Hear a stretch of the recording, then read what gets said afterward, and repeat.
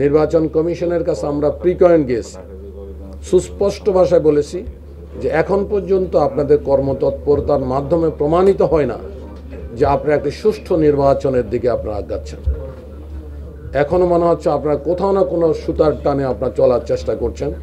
আমরা সুস্পষ্ট ভাষায় বলে আসছি যে জাতি উন্মুখ হয়ে আছে। আপনারা যদি একটি সুন্দর ইলেকশন জাতিকে উপহার দিতে পারেন, আপনার ইতিহাস হয়ে থাকবেন। ত্রয়োদশ জাতীয় নির্বাচনকে অবজার্ভ করবে, একটি স্বচ্ছ ইলেকশন নির্বাচন কমিশন কর্তৃক যেন প্রণীত হয়, এইভাবে একটা ডগ ওয়াচ হিসাবে ওনারা কাজ করবে। আজকের এই অনুষ্ঠানের সম্মানিত জাতীয় নেতৃবৃন্দ এবং এই সমিতির সম্মানিত সভাপতি, সবাইকে আবারও সালাম, আসসালামু আলাইকুম রহমতুল্লাহি ওয়া বারাকাতুহু।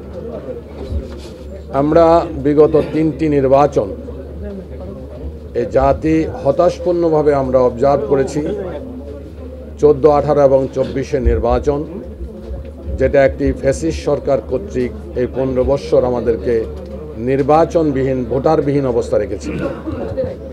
হিসাব মতে বাংলাদেশে প্রায় 4 কোটি ইয়াং জেনারেশন যারা এই 15 বৎসর ধরে নির্বাচনে অংশগ্রহণ করতে পারে নাই, তারা অত্যন্ত উন্মুখ হয়ে আছে যে আগামী ত্রয়োদশ জাতীয় নির্বাচনে তারা তাদের ভোট প্রয়োগ করতে পারবে। এই ভোট প্রয়োগ করার যে তারা প্রস্তুতি গ্রহণ করছে, এই ভোটটা তারা সঠিকভাবে প্রয়োগ করতে পারবে কি না তা নির্ভর করবে ইলেকশনের সমস্ত কমিশনের প্রস্তুতি, সরকারের সদিচ্ছা এবং আমরা যারা নির্বাচন করার জন্য প্রস্তুতি গ্রহণ করছি আমাদেরও সদিচ্ছার উপর এটা নির্ভর করবে। আমরা সুস্পষ্ট কয়েকটি বিষয় একটু বলতে চাই যে বিগত বৎসরগুলোতে নির্বাচনের জন্য কোনো অবজারভার আপনার গ্রহণ করা হয়নি। বিদেশ থেকেও সাইফুল ভাই বলেছেন যে ম্যানেজ করে কিছু অবজারভার নিয়ে আসছি।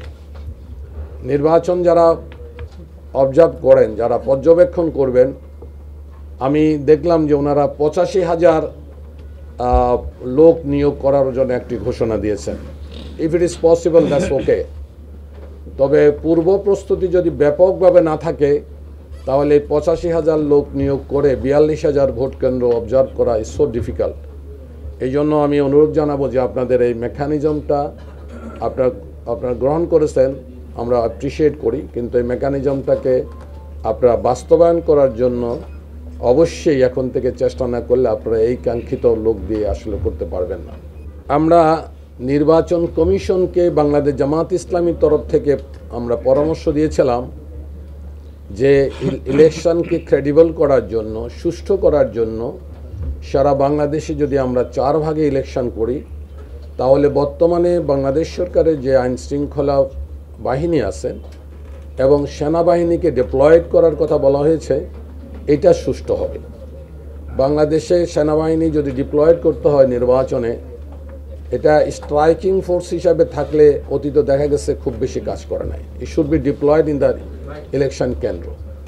সেটা যদি করতে হয় তাহলে পরে অবশ্যই আমরা বলে আসছি এবং আমরা বর্তমান সরকারের প্রধানকেও বলেছি যে দেশকে যদি 4 ভাগে ভাগ করে যদি ইলেকশন করা হয় তাহলে ইলেকশনটা অত্যন্ত সুন্দর হবে, সুষ্ঠু হবে বলে আমরা আশা করি। আরেকটা বিষয় যেটা আমরা দেখব সেটা হলো যে যারা এখানে আপনারা বিভিন্ন অর্গানাইজেশন একত্রিত হয়েছেন, আপনাদের এখানে বাইরের যারা ইলেকশন অবজার্ভ করতে আসবে তাদের ব্যাপক কিন্তু এক্সপিরিয়েন্স আছে। এখানে বাংলাদেশে বেশ কয়েকটি অর্গানাইজেশন খুবই রিনাউন্ড, আপনারা জানেন যে যারা দীর্ঘ বছর ধরে হোল ওয়ার্ল্ড ইলেকশন অবজার্ভ করে। এর মাঝে ডেমোক্রেসি ইন্টারন্যাশনাল একটা অর্গানাইজেশন আছে যারা আমেরিকান, 45 বছর ধরে তারা সারা দুনিয়ায় বড় বড় ইলেকশন অবজার্ভ করেছে। এদের বেশ কিছু এক্সপিরিয়েন্স আছে ইলেকশন অবজার্ভের সিস্টেম, এদের নোজ ইট ভেরি ওয়েল। আমি অনুরোধ জানাবো আপনারাও যদি আপনাদের এই সংস্থাকে দুই একটা বাইরের সংস্থাকে সাথে যদি এনক্লাইন করেন তাহলে আপনাদের যে পরিমাণ এক্সপিরিয়েন্স আপনারা মানে এক্সপোজ করতে পারবেন সেটা আপনাদের পক্ষে সম্ভব হবে।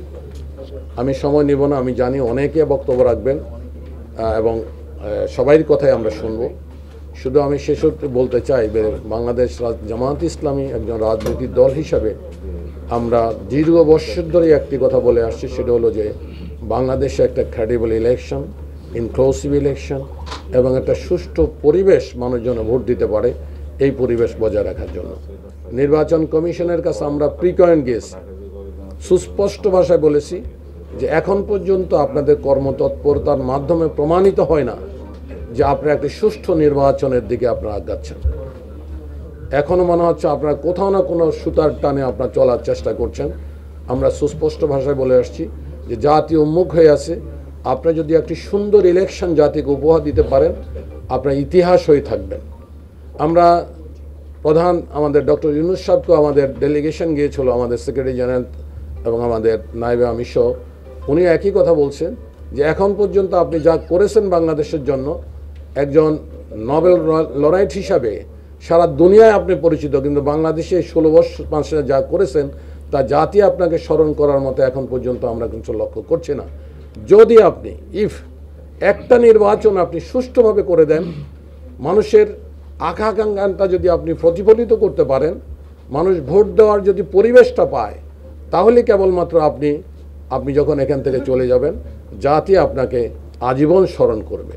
সেই স্মরণ করার জন্য সরকার প্রধান কয়েকটি নির্বাচন সুষ্ঠু করার চেষ্টা করতে হবে এবং নির্বাচন কমিশনকেও আপনার নির্বাচন সুষ্ঠু করার কথা চিন্তা করতে হবে। সর্বশেষ আমি আপনাদেরকে সবাইকে আন্তরিক মোবারকবাদ জানাচ্ছি, জামাত ইসলাম তরফ থেকে আপনাদেরকে আন্তরিক ধন্যবাদ জানাচ্ছি। আসসালামু আলাইকুম ওয়া রাহমাতুল্লাহি ওয়া বারাকাতুহু।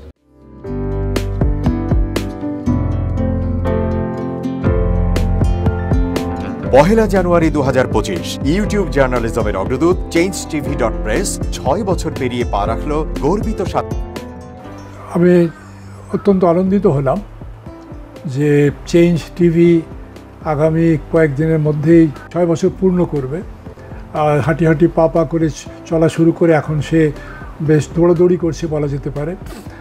ও নামটাও অত্যন্ত বলবো যে সিগনিফিক্যান্ট, যে চেঞ্জ, এই গণঅভ্যুত্থান কিন্তু চেঞ্জ চেয়েছে। সেই হিসেবে তোমার টেলিভিশনের, তোমার এই চ্যানেলের নামের একটা যথেষ্ট মিল পাওয়া যায়। আমার প্রত্যাশা যে এই গণঅভ্যুত্থানের যে প্রত্যাশা, যে আশা আকাঙ্ক্ষা, চেঞ্জ টিভি সেটিকে এগিয়ে নিয়ে যাবে। তোমাকে শুভেচ্ছা। চেঞ্জ টিভি যারা সম্পৃক্ত আছেন, যারা কর্মী আছেন, সামনে পেছনে সকলকে আমার শুভেচ্ছা। changetv.press এক ফোঁটা হলুদ নেই। Online TV channel change TV 6 বছর ধরে ওনারা কাজ করে যাচ্ছেন। ইতিমধ্যে জনগণের হৃদয়ে স্থান করে নিয়েছেন।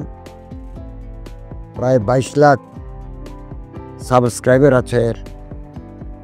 আর যে কোনো অনুষ্ঠান 10 লাখের মতো মানুষ এটা প্রতিদিন মানুষ দেখে থাকে। আমিও এই চ্যানেল নিয়মিত দেখি। তো চেঞ্জ টিভির পক্ষে আমির মোমিনুল মানিক সাহেবের উপস্থাপনা, প্রশ্নের ধরন, এগুলো জনগণ দেখতে চায়, শুনতে চায়।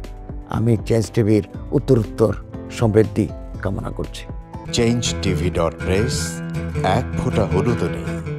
চেঞ্জ টিভি, তো আমি তাদেরকে আমার অসংখ্য শুভেচ্ছা জানাচ্ছি, কারণ তারা যে ভূমিকা রেখেছে এই সময়, একটা কঠিন সময় ছিল, সেটাতে যেমন ভূমিকা রেখেছে, এমনকি 5ই আগস্টের পরে নতুন বাংলাদেশেও তারা তাদের সেই তীক্ষ্ণ একটা সমালোচনামূলক এবং যেটাকে আমি গঠনমূলক বলবো সেরকম একটা ভূমিকা রাখছেন। তো সেক্ষেত্রে আমরা মনে করি যে এই ভূমিকা আমাদের দরকার, আমরা চাই এটা থাকুক এবং আরও যেন সমৃদ্ধ হয়। নতুন বাংলাদেশ নির্মাণে আমরা চাই যে চেঞ্জ টিভি যে সমালোচনাগুলো করছে বা যেগুলো আমরা তুলে ধরছেন, সেটা এমন করে করবেন যেন আমরা সেখান থেকে শিখতে পারি এবং সবাই মিলে যেন আমরা নতুন বাংলাদেশকে সত্যিকার অর্থে বৈষম্য বিহীন একটা সমাজ গড়ে তুলতে পারি, সেটা আপনারা সহজ চেষ্টা করুন। changetv.press এক ফোঁটা হলুদ নেই। আগামী জানুয়ারি মাসের 1 তারিখে আপনারা 6 বছর পূর্ণ করতে যাচ্ছেন। আপনাদেরকে শুভেচ্ছা জানাচ্ছি, আন্তরিক ধন্যবাদ জানাচ্ছি। আমি আশা করব চেঞ্জ টিভি অতীতে যে বলিষ্ঠ ভূমিকা পালন করেছে, আগামীতেও আপনারা সেই বলিষ্ঠ ভূমিকা পালন করবেন। আমি আমার এলডিপির পক্ষ থেকে, মুক্তিযোদ্ধাদের পক্ষ থেকে আপনাদেরকে আন্তরিক মোবারকবাদ জানাচ্ছি, শুভেচ্ছা জানাচ্ছি। আশা করি দিন দিন আপনারা উন্নতির শিখরে এগিয়ে